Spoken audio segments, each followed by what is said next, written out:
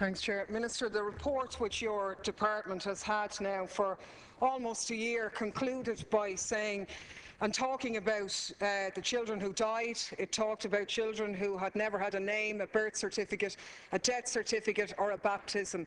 And they concluded that the adoption machine in Ireland is directly responsible for and guilty of the most truly evil crimes against humanity, a slaughter of innocents, a war waged against pregnant girls as young as 12, including the victims of rape and incest and their babies. And he says, if these cold facts don't warrant a public inquiry, what does?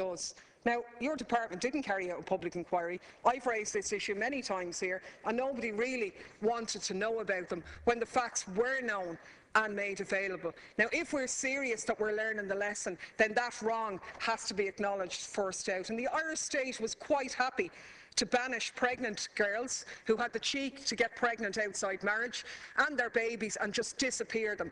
And the religious ran the institutions, and an adoption racket was carried out by the state with the religious orders involved and the state as well. So what we need for closure in this is a full acknowledgement by the state of its role, the holding of those responsible accountable for their actions, compensation, and particularly a handing over of the records and the addresses of the missing identities of thousands of Irish children, many of them adults now, with their history stolen because of an institutional discrimination against women and their children. And dealing with the rights of those people who were illegally adopted has been ignored far too long and is at the centre of this issue also.